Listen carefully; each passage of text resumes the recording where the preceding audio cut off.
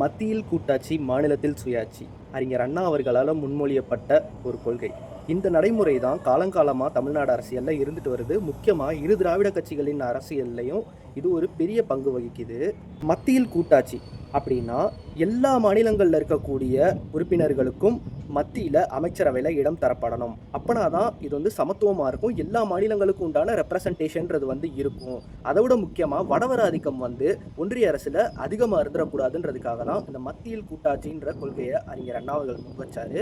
அதே மாதிரி மாநிலத்தில் சுயாட்சின்றது என்றைக்குமே மாநில கட்சிகளின் குரல் தான் மாநிலங்கள் தோறும் ஓங்கி நிற்கணும். என்றைக்குமே தேசிய கட்சிக்கான ரெப்ரசன்டேஷன் வந்து கொடுத்துடக்கூடாது அப்படின்ற ஒரு கொள்கையோட தான் இரு திராவிட கட்சிகளும் பயணம் பண்ணிட்டு வந்தாங்க.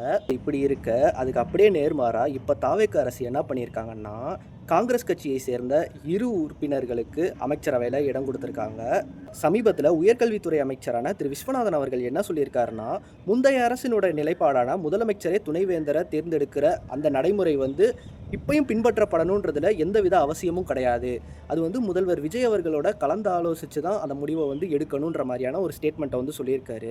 முதலமைச்சர் பல்கலைக்கழக துணைவேந்தரை தேர்ந்தெடுக்கிற உரிமைன்றது வந்து நமக்கு ஒன்றும் தூக்கி கொடுத்துற ஈஸியாலாம் கிடச்சிடல. அதுக்காக சட்ட போராட்டமானது பல காலமாக நம்ம வந்து போராடிட்டே தான் இருக்கோம். அதன் விளைவாக தான் சென்ற திமுக அரசு அந்த உரிமையை வந்து பெற்றுக் கொடுத்தாங்க. இனிமேல் வரக்கூடிய முதலமைச்சர்களுக்கும் இது ஒரு ஸ்டாண்டர்ட் நடைமுறையாக இருக்கும் தான் அவங்க வந்து இந்த உரிமையை வந்து பெற்றுக் கொடுத்தாங்க. ஆனால் இந்த அமைச்சரோ இந்த விஷயத்தை ஒரு டேக் இட் ஃபார் கிராண்டட் மாதிரி ஈஸியாக பேசிட்டு போயிடுறாரு. அந்த தேசியவாத அந்த தேசிய கட்சி புத்தின்றது நல்லாவே வெளிப்படுது அவர்கிட்ட இருந்து. தமிழ்நாடு அரசியல் வரலாறுன்றதே காலகாலமாக டெல்லி எதிர்ப்பு, வடவர் எதிர்ப்பு, ஆளுநர் அதிகார எதிர்ப்புன்றதை முன் வச்சு தான் நம்ம சட்ட போராட்டம் நடத்தி பல மாநில உரிமைகளை வந்து பெற்றிருக்கோம். அந்த வகையில் 1974 கலைஞர் கருணாநிதி அவர்கள் வெளியிட்ட ராஜமன்னார் கமிட்டி அறிக்கை தான் இன்னைக்கு இந்தியா முழுக்க இருக்க எல்லா மாநிலங்களும் அவங்களோட உரிமையை சட்ட போராட்டத்தின் மூலமாக பெறுறதுக்கான ஒரு ஊந்துகோலாக வந்து வந்துட்டு இருக்கு. காமராஜர் அவர்கள் என்னதான் காங்கிரஸ் கட்சிக்காரராக இருந்தாலும் அன்னைக்கு ராஜாஜி அவர்கள் கொண்டு வந்த தட்சிண பிரதேச திட்டத்தை எதிர்த்து போர்க்கொடி தூக்குனாரு. இந்த திட்டம் வந்தால் தமிழர்கள் மைனாரிட்டி ஆவாங்க, அதே மாதிரி தமிழர்களுக்கு எல்லா உரிமையும் மறுக்கப்படும் எதிர்த்து பேசினாரு.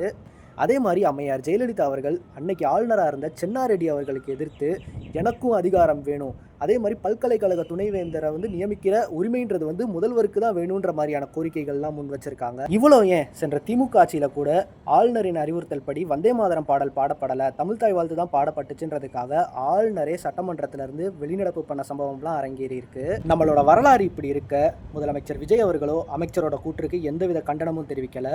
அதே மாதிரி இன்னைக்கு தமிழ் தாய் வாழ்த்து பாடப்படணுன்றத ஆளுநர்கிட்டையும் பிரதமர்கிட்டையும் ஒரு கோரிக்கையாக வந்து வச்சுக்கிட்டு இருக்காரு. காலம் நம்மளை எங்கே கொண்டு வந்து சேர்த்துருக்கு பார்த்தீங்களா?